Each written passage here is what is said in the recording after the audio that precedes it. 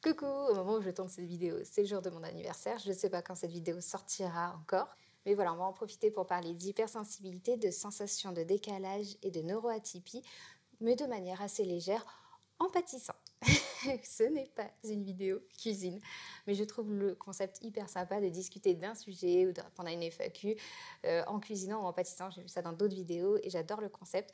Du coup, je me suis dit que j'allais faire de même, que là, on allait faire une petite discussion plutôt tranquille sur ces sujets, et puis on les approfondira plus tard dans d'autres vidéos. Donc là, on va faire un brownie avec Lilou Box. Lilou Box, c'est une entreprise 100% artisanale française, bio et vegan, qui fabrique des pâtes à tartiner 100% maison, des petits biscuits et puis aussi des box d'ail comme ça pour réaliser soit des gâteaux, des biscuits, plein de choses. Il y a tout le temps des nouveautés. Allez voir, c'est pas du tout une vidéo sponsor. Je pense qu'elle est pas du tout au courant, qu'elle verra à sa sortie que j'ai réalisé sa box dans cette vidéo. Mais en tout cas, comme on a un partenariat de longue date, enfin depuis la création de son entreprise, qui est toute jeune, sur les réseaux sociaux pour vous la faire découvrir, vous avez le code Marine10 si jamais sur votre première commande pour avoir moins 10%. Ça vaut le coup d'aller jeter un coup d'œil. Lilou fait un travail formidable, elle fait tout elle-même, donc ça vaut le coup d'aller voir. Mais on revient à un autre sujet. Juste regardez comme c'est trop mignon. Donc ça va être une petite vidéo tranquille autour d'un petit thé, d'un petit goûter pour discuter. Alors je voulais parler d'abord de la sensation de décalage qu'on peut ressentir lorsque l'on est neurotypique ou aussi hypersensible. Personnellement, ça a été une des choses qui m'a le plus marquée dans mon enfance, adolescence et encore aujourd'hui. C'est vraiment cette sensation de pas appartenir à ce monde, d'avoir du mal à m'y intégrer, d'avoir du mal à comprendre certains codes sociaux, d'être souvent trouvée bizarre, d'avoir l'impression moi-même de penser bizarrement, de me demander comment ça fait de penser comme les autres, de penser entre guillemets normalement. Et pendant des années, ça a été un poids sur mes épaules, un complexe carrément, je pense, vraiment une sensation de décalage et de ne pas comprendre pourquoi. Je me reprochais beaucoup cette sensation, je me reprochais beaucoup d'être différente et c'est vraiment qu'en fin de vingtaine, début de trentaine que j'ai commencé à enlever ces poids de mon sac à dos et de enfin me connaître et du coup de trouver aussi des explications. C'est pas des excuses, c'est plus des explications à certains comportements, à certaines pensées, à certaines manières de penser et à cette sensation de décalage. J'ai tout d'abord découvert l'hypersensibilité dans un livre il y a quelques années et ça m'a déjà enlevé un gros poids. Et puis après, on s'est mis à parler d'hypersensibilité partout. Je me dit pourquoi on a attendu autant d'années. Et puis au final, j'ai eu besoin de creuser encore plus et c'est là que je suis tombée sur les neuroatypiques. J'ai commencé un parcours neuropsy, etc. Et en fait, cette sensation de décalage se retrouve assez régulièrement chez les personnes hypersensibles, mais aussi chez les personnes neuroatypiques, spectre autistique, TDAH, etc. Donc je vais continuer sur cette sensation de décalage, mais en attendant, on va avancer un peu le brownie, sinon on ne va pas se faire tout seul. Donc il faut mélanger du chocolat noir, de la margarine, de la compote de pommes et la préparation. Donc, en fait, on a tout de mis. Et ici, on a la préparation pour le brownie et les petites noix pour mettre avec. Et puis, il y a souvent un petit cadeau de Lilou. Ici, c'est une petite pâte 100% noisette qui doit être très très bonne. Alors, on a le chocolat, c'est déjà bien. Donc pour revenir sur la sensation de décalage, elle peut prendre plusieurs formes. Ça peut être une hypersensibilité sensorielle ou émotionnelle. Émotionnelle, ça va être un ressenti des émotions qui va être décuplé par rapport à la moyenne des gens. Des gros comme des gros bas et vice-versa. Ça peut faire les montagnes russes. Et ça, déjà, c'est déroutant par rapport à d'autres personnes qui vont pouvoir peut-être des fois nous dire des choses comme tu es trop sensible, tu pleurniches, etc. Alors que la personne ressent juste les choses de manière très intense, pleinement. Cette hypersensibilité émotionnelle peut vraiment accentuer et créer cette sensation de décalage par les émotions qui vont être ressenties du coup 10 fois plus fortes que la moyenne, mais aussi par le fait qu'on va être facilement touché par les émotions d'autrui, par des injustices, qu'on les vive nous-mêmes, ou que ce soit les autres, que ce soit des humains ou des animaux, que ce soit des problèmes de valeurs et d'éthique qui vont beaucoup nous soulever, au final nous prendre vraiment aux tripes, peut-être plus que la moyenne des gens. Et ça peut vraiment renforcer cette sensation de décalage, de se sentir incompris vis-à-vis du monde et se sentir peut-être bizarre. On va peut-être nous reprocher et nous faire culpabiliser Mais à la fois, si on est persuadé qu'il y a une injustice ou qu'il y a quelque chose qu'il faut ressentir de manière forte, que ce sont les autres personnes que l'on ne trouve pas normal de ne pas ressentir les choses aussi fortement alors qu'elles nous paraissent et elles sont pour nous si importantes, eh bien au final ça va renforcer cette sensation de décalage dans les deux sens. Et je trouve que déjà d'avoir conscience de ce décalage, de cette sensation du pourquoi, du comment, ça nous aide déjà à mieux le vivre. Alors ça ne va pas tout régler, mais je trouve qu'on est plus en accord avec nous-mêmes et avec le reste du monde quand on a vraiment conscience de ce qui fait cette sensation de décalage. Donc ça peut être par exemple cette hypersensibilité, c'est souvent le cas qu'elle soit sensorielle ou émotionnelle. Donc là j'ai beaucoup parlé de l'hypersensibilité émotionnelle, mais ça peut être aussi l'hypersensibilité sensorielle qui crée cette sensation de décalage, puisqu'on va par exemple, si on est hypersensible à la lumière ou au bruit, mal réagir ou se renfermer sur nous ou arriver à moins bien travailler ou se concentrer dans nos études s'il y a beaucoup de bruit ou beaucoup de lumière, beaucoup de monde. Et ça peut être très mal compris par plein de gens. Par exemple, toutes les personnes qui vont être à l'aise dans un open space ou dans un grand endroit lumineux avec plein de monde et plein de bruit, comme un centre commercial. Il y a plein de personnes neuroatypiques et ou hypersensibles qui vont fuir ce genre d'endroit, qui vont être très mal à l'aise, même si, par exemple, dans le cadre du travail, dans un open space avec des personnes que l'on apprécie, des collègues avec qui on s'entend très bien, et un open space peut être un enfer pour un neuroatypique et ou un hypersensible. Ces lumières souvent blanches qui reviennent du plafond, les bruits de tout le monde qui travaille, qui s'agite, les coups de téléphone par-ci par-là, on entend tout, il y a plein de bruit partout, tout le temps. Ça peut être un enfer pour un hypersensible et ou aussi un introverti, souvent hypersensible, qui va avoir un mal fou à pouvoir être productif ou productive véritablement dans ces conditions, voire qui va devenir anxieux ou anxieuse. Bref, il faudrait peut-être que j'ajoute cette compote de pommes. Et du coup aussi, ce qui m'amène à penser à la frustration, alors vraiment de la sensation de frustration et d'avoir du mal à gérer la frustration. C'est quelque chose d'assez typique chez les personnes TDAH et dans le spectre autistique. C'est-à-dire quand quelque chose ne marche pas comme on voudrait, parce qu'on l'a idéalisé d'une certaine manière, parce qu'on a pensé que fait de cette manière-là serait la mieux, et puis que finalement on va revoir le protocole, ou il y a un souci tout simplement technique qui nous empêche de faire les choses comme on voudrait, on va très mal réagir à cette frustration. En tout cas, moi, je fais partie de cette team. Je suis quelqu'un de très impatiente et quand les choses ne fonctionnent pas comme je les avais imaginées, je vais très mal le vivre. Et j'en suis consciente, mais c'est très dur de lutter contre ça. Et je sais que c'est quelque chose qu'on retrouve très souvent chez les personnes neuroatypiques. Si vous vivez, en fait, la neuroatypie, ça ne va pas être un symptôme. Ah, moi j'ai ça, je suis neuroatypique. En fait, c'est plus, on a plein de critères qui vous différencient, on va dire, de certaines personnes neurotypiques. Ça ne veut pas dire moins bien, mieux. Ce qui ne vous différencie pas d'autres personnes, d'ailleurs, c'est une sacrée galère en vrai de vivre avec une neuroatypie dans un monde ultra normé. D'ailleurs, on parlera du sujet de la mode, du TDAH, des TSA, de l'hypersensibilité, comme si en fait on portait ça fièrement avec une médaille. Alors je suis sûre qu'il y a forcément des humains pour s'en servir, comme d'une carte Pokémon qui pourrait leur faire l'immunité pour tout, mais n'empêche que la plupart des gens ont été silencieux par rapport à ça, l'ont mal vécu dans leur enfance, dans leur adolescence, ont pu vivre du harcèlement scolaire parce qu'ils étaient différents et différentes.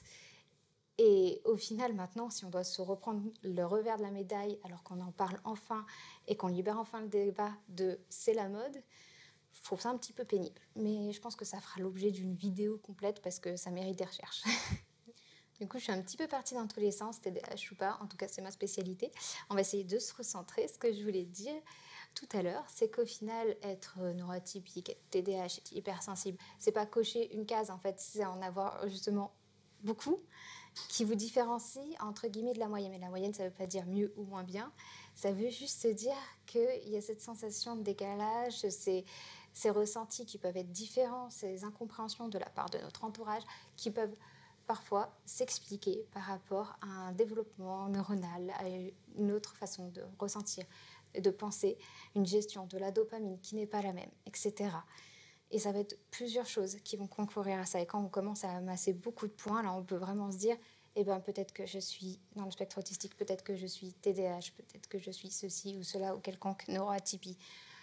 Mais c'est loin d'être une médaille à se balader partout. C'est plus un poids qu'on peut enfin s'enlever et aussi apprendre à mieux se connaître. Je pense que c'est hyper important pour être heureux de d'abord bien se connaître. Bien se connaître dans nos points faibles, entre guillemets, et nos points les plus forts pour pouvoir évoluer vis-à-vis de ça et puis aussi apprendre à être plus doux avec soi-même, à prendre mieux soin de soi, à mieux s'aimer, à mieux s'accepter et à mieux se valoriser. Bref, c'était magnifique. On mettra tout ça sur un t-shirt. En attendant, on va ajouter la préparation de Lilou. On va peut-être enfin finir ce brownie parce que je parle beaucoup, je pâtisse peu. Vous savez que j'ai pas cherché de moule encore. Ça se trouve, j'ai pas de moule qui va. Si, quand même. Si. Si, je dois avoir un moule. J'arrive. Le brownie est sauf. On a un petit plat pour lui. Bon, du coup, en tout cas, on peut être hyper sensible, que ce soit émotionnellement ou sensoriellement, les deux, sans être neuroatypique. Mais souvent, les personnes neuroatypiques vont ressentir une hypersensibilité sensorielle très très classique chez les TDAH et le spectre autistique, vraiment très très classique, que ce soit pour la lumière et le bruit en général, mais ça peut être aussi au niveau du toucher, de la peau. Ça peut être des vêtements, ça peut être une texture qui va être mal supportée et ça peut être par épisode, entre guillemets, de crise. Voilà, mais ça, on peut avoir une hypersensibilité, qu'elle soit sensorielle et ou émotionnelle, sans être neuroatypique, parce qu'on n'a pas forcément les autres symptômes. Du coup, j'espère que la taille du plat sera adéquate. En tout cas, pour revenir sur la sensation de décalage, je pense qu'on pourrait faire plein de vidéos là-dessus. D'ailleurs, si je fais ces vidéos, c'est aussi que moi, je recherchais ce type d'information, cette sensation de décalage, du mal à trouver ma voie, du mal à trouver ma place, des questions de société, des questions sociales, avoir vraiment cette sensation d'avoir du mal à y trouver ma place. Alors, si vous ressentez ça, vous êtes peut-être hypersensible, vous êtes peut-être neuroatypique, et ça vaut peut-être le coup de vous pencher là-dessus si en tout cas vous en ressentez le besoin. Il y a des personnes qui n'en ressentent pas du tout le besoin. Moi, je fais partie des gens qui avaient besoin d'avoir des réponses par rapport à ça, puisque je souffrais vraiment de cette sensation de décalage depuis toujours au final. Donc c'est parce que moi-même je recherchais ces informations et que je me renseignais que j'ai eu envie de faire des vidéos, parce que au moment où moi je les recherchais, il n'y avait pas grand-chose. Maintenant on commence à beaucoup parler des neuroatypies dans tous les sens, que ce soit en podcast, en vidéo, sur les réseaux sociaux énormément, mais au moment où moi je recherchais ces infos, il n'y avait pas grand-chose. Il y avait des blogs sur internet, mais il n'y avait pas grand-chose en termes de vidéos YouTube. Alors j'ai eu envie d'apporter un petit peu ma pierre à l'édifice avec ces vidéos, vous transmettre ma vision aussi de comment se créer sa voix dans un monde où les voix sont peut-être un petit peu trop normées pour les personnes atypiques.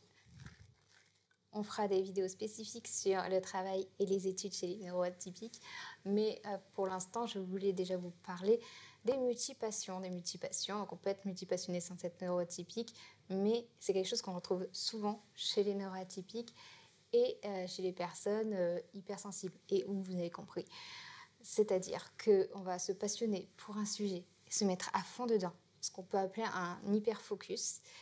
On va éplucher tout un sujet, ça peut paraître complètement lunaire pour nos proches. Pourquoi, là, d'un coup, tu te passionnes pour les insectes alors que tu ne m'as jamais parlé d'insectes? Et puis, tu es bizarre d'intéressé aux insectes. Vous voyez ce que je veux dire? Ça peut être sur plein de sujets. Et souvent, on a des fils rouges quand on regarde. On a quand même des fils rouges depuis l'enfance qui restent et qui reviennent. Soit ils partent, ils reviennent, soit ils sont toujours là. Et puis, il y a plein d'autres sujets. Tac, d'un coup, je vais m'intéresser à ça, à ça, à ça. Et puis, je vais me mettre à fond là-dedans. Et souvent, ces personnes vont avoir du mal à se décider dans les études parce qu'elles vont être à fond dans plein de domaines différents. Leurs intérêts vont changer au cours du temps. Et ça va être pareil dans le milieu professionnel. Et ça crée souvent une forme d'instabilité, que ce soit scolaire et professionnelle. Et ça mériterait vraiment une vidéo et un podcast, etc., même plusieurs entiers sur le sujet. Je le développerai. Mais en tout cas, moi, je vois cette vidéo-là comme un peu une amorce de tous ces sujets. Dites-moi par quoi vous vous sentez concerné, vous. Quel sujet vous souhaiteriez que je développe davantage dans les prochaines vidéos. En attendant, je vais mettre ça au four. Le petit brownie, je ne sais pas si on verra bien, est maintenant terminé. Il est temps de conclure cette vidéo. On développera mieux tous ces sujets dans de prochaines vidéos. N'hésitez pas à me dire lesquelles vous voulez voir en premier, mais je voulais poursuivre et terminer sur la sensation de décalage. Elle est donc souvent le fruit de se sentir trop ou pas assez ceci et cela, de dénoter par rapport à la moyenne des gens. Et souvent, les personnes qui ressentent ça ont entendu ces phrases-là depuis tout petit et toute petite. Parce que c'est pas tout seul que ça se met en place, il y a aussi le regard et la parole des autres qui nous affectent depuis qu'on est petit et ancrent des schémas. Et ça peut grandement impacter notre confiance et notre estime de nous-mêmes. Je pense que pour lutter contre ces mécanismes de baisse de confiance en nous et d'estime de nous, il faut d'abord mieux se connaître. Quand on ne se connaît pas, quand on ne sait pas du tout le pourquoi du comment derrière tout ça, on va avoir tendance à encore plus se culpabiliser vis-à-vis de cette sensation de décalage, vis-à-vis de ces décalages, de ces sentiments et de ces expressions de nous-mêmes qui peuvent paraître différentes par rapport à d'autres personnes. Si on se comprend mieux, si on se connaît mieux, on saura le pourquoi du comment, on saura peut-être mieux l'expliquer autour de nous et surtout on se dira en fait oui c'est ça qui induit ça, c'est pas juste une fatalité. Donc déjà on peut peut-être aussi mieux vivre avec, mieux l'expliquer autour de nous. Et puis je pense que c'est hyper important de bien s'entourer et ça se fait c'est sûr avec le temps. Dans l'enfance ça peut être plus compliqué parce qu'on va être entouré de personnes qui vont pas forcément nous comprendre, mais plus le temps passe, plus on va avoir l'occasion, l'opportunité de rencontrer des personnes qui vont être soit hypersensibles, soit aussi neuroatypiques, ou même qui ne le sont pas du tout, mais qui vont davantage vous comprendre ou retrouver des centres d'intérêt, un système de valeurs communs, et avec qui la communication sera plus aisée. Et c'est au final avec ces personnes que l'on se recharge et qu'on recharge aussi notre estime de nous-mêmes, parce qu'ensemble on se tire vers le haut, entre guillemets, on se crée notre propre voie. Et c'est aussi l'objet de cette chaîne, de créer un peu une safe place où on se retrouve tous et toutes pour se remotiver, reprendre confiance en nous, se créer notre propre voie et mieux se comprendre, car mieux se comprendre, c'est aussi davantage s'aimer. Sur ce, je vais aller manger un petit peu de brownie et je vous souhaite de très belles fêtes de fin d'année et une très bonne année 2024. Pensez à laisser un petit pouce et un petit commentaire et à partager la vidéo si celle-ci vous a plu et aussi à vous abonner pour voir la suite. Vous pouvez me rejoindre sur mes réseaux sociaux Plume Atypique sur Instagram, Facebook et TikTok pour faire connaissance au quotidien. À bientôt!